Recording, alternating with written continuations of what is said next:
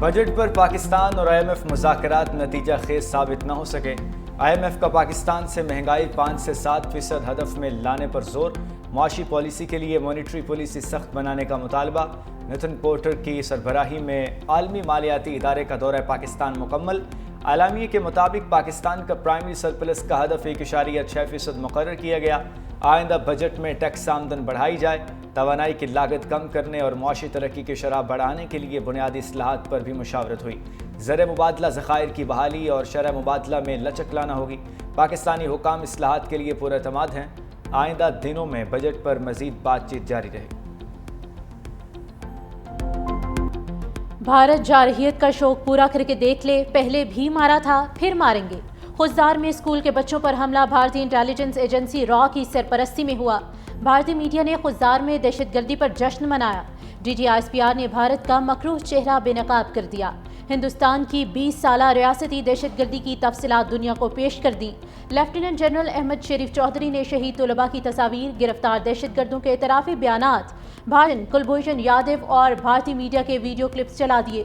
ترجمان پاک فوج نے کہا کہ جعفر ایکسپریس حملے، مزدوروں اور معصوم شہریوں کے قتل میں فنتنال ہندوستان کا ہاتھ ہے۔ بھارت انہیں پیسہ فراہم کرتا ہے۔ DGISPR نے مہرنگ بلوچ کو دہشت گردوں کی پراکسی قرار دیا۔ بولے مہرنگ بلوچ اور ان کی بلوچستان یکجہتی کونسل دہشت گردوں کی پراکسی ہیں۔ ان کے ساتھ وہی سلوک ہوگا جو کوئی ریاست دہشت گردوں کے ساتھ کرتی ہے۔ مسئلہ کشمیر میں پاکستان اور بھارت کے ساتھ چین بھی فریق ہے۔ کوئی پاگل ہی ہوگا جو یہ سوچ سکے گا کہ 24 کروڑ عوام کا پانی بند کیا جا سکتا ہے۔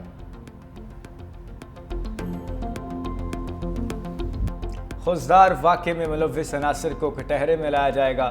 سیکرٹری داخلہ خرم آغا کاظم کہا فنتنال ہندوستان ہارڈ ٹارگٹ میں ناکامی کے بعد سافٹ ٹارگٹ کو نشانہ بنا رہا ہے۔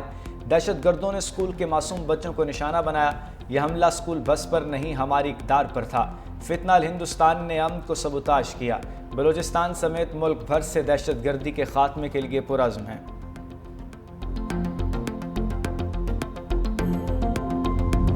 بھارت صرف پاکستان نہیں، دنیا بھر میں دہشت گردی اور ٹارگٹ کلنگ کی سرپرستی کر رہا ہے۔ بھارت ریاستی دہشت گردی بند کر کے کشمیر پر بامانی مذاکرات کا آغاز کرے۔ پاکستانی مندوب سائمہ سلیم کا سلامتی کونسل کے مباحثے میں اظہار خیال۔ کہا ہندوستان نے پہلگام واقعے پر گمراہ کن معلومات، انحراف اور انکار کا سہارا لیا۔ اگر ہندوستان کے پاس چھپانے کے لیے کچھ نہیں تو پہلگام حملے کی غیر جانبدارانہ، معتبر اور آزادانہ تحقیقات پر رضامند ہونا چاہیے تھا۔ ہندوستان نے دریاؤں کے بہاؤ روکنے کی کوشش کی۔ پانی زندگی ہے، جنگ کا ہتھیار نہیں۔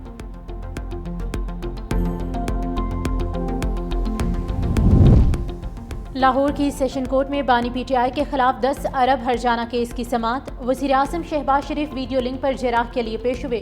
کمرہ عدالت میں موجود جج اور تمام افراد کو جنگ جیتنے کی مبارکباد دی۔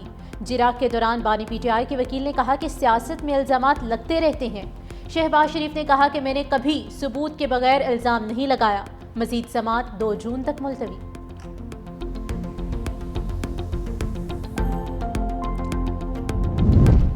وزیر اعظم بھارتی دہشت گردی کے خلاف بھی ان ایکشن 25 سے 30 مئی تک مختلف ممالک کا دورہ کریں گے۔ ترکیہ، آذربائیجان، تاجکستان اور ایران کے دورے شیڈول۔ آئندہ ہفتے ایران جائیں گے۔ صدر مسعود پزشکیان اور ایرانی سپریم لیڈر سے ملاقات کریں گے۔ دوروں میں پاک بھارت کشیدگی اور پاکستانی موقف پیش کریں گے۔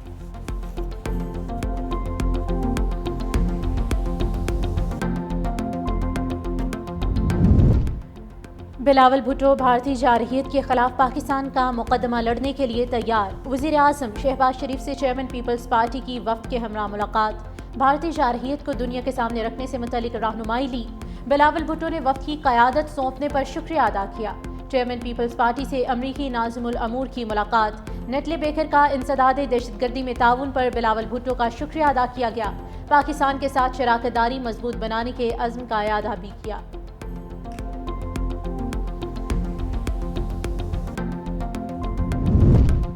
راہل گاندھی کا پاکستان کے خلاف سفارتی محاذ پر بھارتی شکست کا اعتراف۔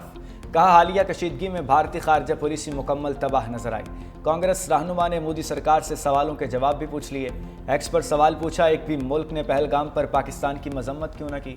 امریکی صدر ٹرمپ کو پاک بھارت کشیدگی میں کردار ادا کرنے کا کس نے کہا؟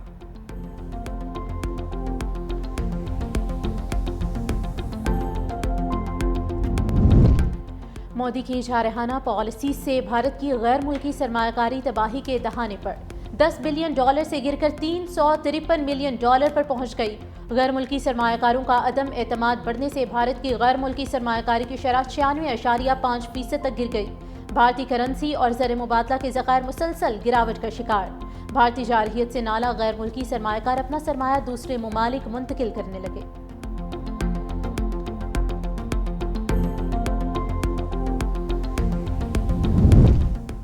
آئی فون بھارت میں بنا تو باقی آدھا ایپل ٹیرف کھا جائے گا۔ امریکی صدر ڈونلڈ ٹرمپ نے ہائی ٹیک کمپنی کو خبردار کر دیا۔ کہا کمپنی کو بہت پہلے بتا چکا امریکہ میں فروخت ہونے والے آئی فونز بھارت نہیں امریکہ میں ہی بننے چاہیے۔ اگر ایسا نہیں ہوا تو پھر ایپل کمپنی کو 25% ٹیرف دینا ہوگا۔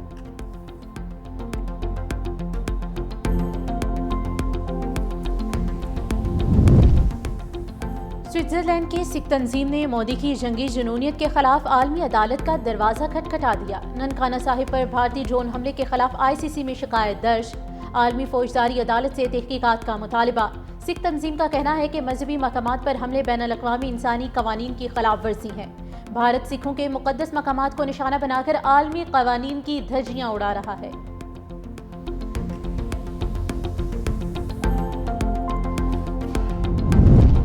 امریکی پروفیسر نے بھارتی حکومت کو آئینہ دکھا رہا۔ بھارتی ٹی وی پروگرام کے دوران پروفیسر کرسٹین فیئر نے کہا بھارت ہر ممکن کوشش کے باوجود پاکستان کو خوفزدہ نہیں کر سکا۔ پاکستان پیچھے نہیں ہٹا اور نہ ہی بھاگا۔ تنازع بھارت کی توقع سے کہیں زیادہ تیزی سے شدت اختیار کر گیا۔ بھارت خود بھی چاہتا تھا کہ تنازع کو کم کرنے کے لیے کوئی محفوظ راستہ نکالا جائے۔ بھارت کے فسادی میڈیا نے عوام کو غلط معلومات فراہم کی۔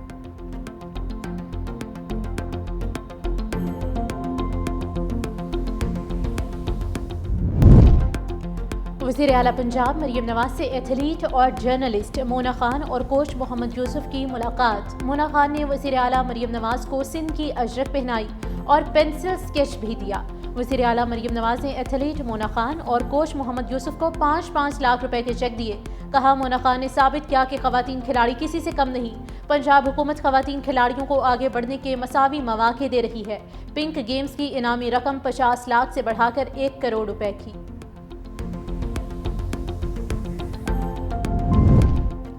پاکستان کے Ashraf Irfan South Australia squash championship کے فائنل میں پہنچ گئے۔ ایڈیلیڈ میں کھیلے گئے سیمی فائنل میں اشرف عرفان نے ہم وطن حمزہ خان کو 3-0 سے شکست دی۔ فائنل میں ملائیشیا کے ڈنکن لی سے مقابلہ ہوگا۔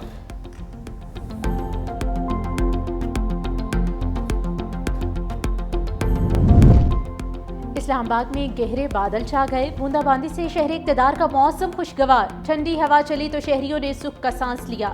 محکمہ موسمیات کی اسلام آباد اور راولپنڈی سمیت ملک کے بیشتر علاقوں میں گرج چمک کے ساتھ بارش کی پیش گوئی۔ لاہور میں گرمی کی شدت برقرار۔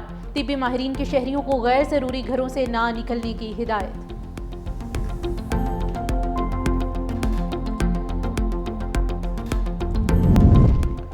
غزہ پر اسرائیلی مظالم نہ تھم سکے۔ ایک دن میں 50 فلسطینی شہید۔ خان یونس میں رہائشی عمارت پر تازہ حملے میں 3 افراد شہید، 20 زخمی ہوئے۔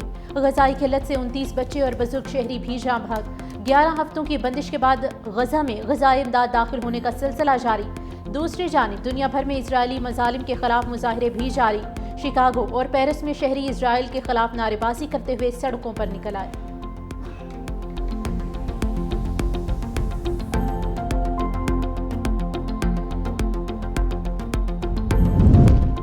مظلوم فلسطینیوں کی حمایت کرنے والے ممالک سے اسرائیل کا احتجاج۔ اسرائیلی وزیر اعظم نے برطانوی وزیر اعظم کیئر سٹارمر، فرانسیسی صدر ایمینوئل میکرون اور کینیڈا کے وزیر اعظم مارک کارنی پر الزام عائد کیا کہ وہ ظالموں کے ساتھ کھڑے ہیں۔ ان ممالک نے اسرائیل کے خلاف سخت بیانات دے کر حماس کو غزہ میں اقتدار میں رہنے دینے کی حمایت دی تھی۔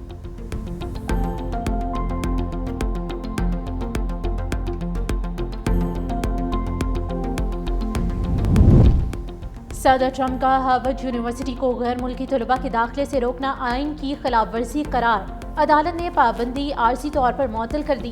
ہارورڈ یونیورسٹی کی درخواست پر فوری حکم امتناع جاری۔ چین کی بھی کڑی تنقید۔ ترجمان وزارت خارجہ نے کہا کہ تعلیم دشمنی پر مبنی سیاست کے خلاف ہے۔ فیصلہ عالمی تعلیمی تعاون پر سوالیہ نشان بن گیا ہے۔